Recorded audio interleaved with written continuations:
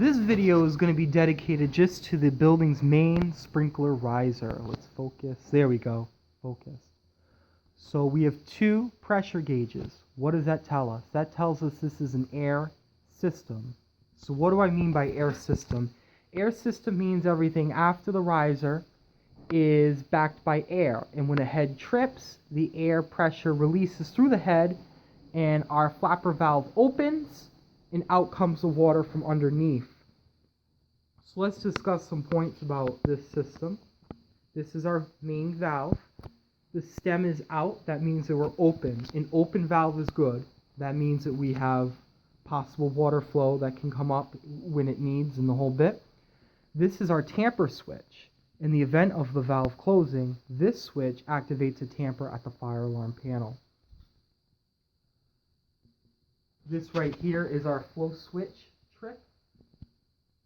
That sets off the fire alarm horns when a sprinkler head trips. So what will happen is the water comes through, there's a little flap in there, the flap trips up, sets off the horns. This also sets off the horns. This lets us know when our air trips. Any other things? So this is it's a 6-inch riser. Yeah, it's a pretty big riser. Most buildings like RISD or even Brown only have a 4-inch riser. We have two 6-inch risers. This right here is our flow test.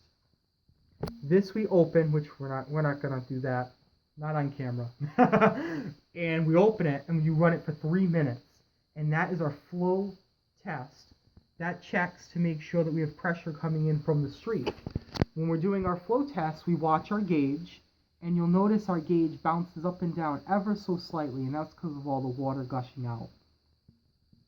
Now, the State Fire Marshal's office claimed the gauges have to be replaced every 3 years. Oh, every 5 is what they said, every 5. No. See these little ports? This is where you hook up a gauge tester. You test the gauges every 5 years. You don't replace the gauges every 5 years. This is why using unionized labor is key. Why replace gauges every 5 years when you can just test them?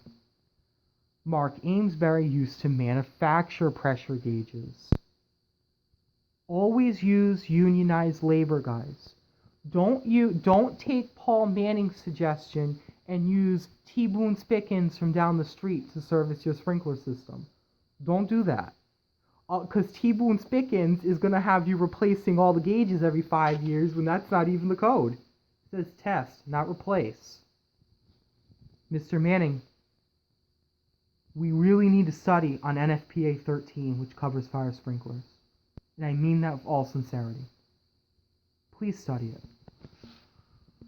Okay, so we have our stem out. We have 6-inch, so it's pretty big, guys. Oh, another thing to go over. Notice how we have a chain. Please always make sure you chain your sprinkler valve on. It makes it that much harder for an arsonist to come in here and shut this off. Always chain your sprinkler valve on. I can't emphasize that enough. Yup, so we have pretty big pipes. I'll show you up here too.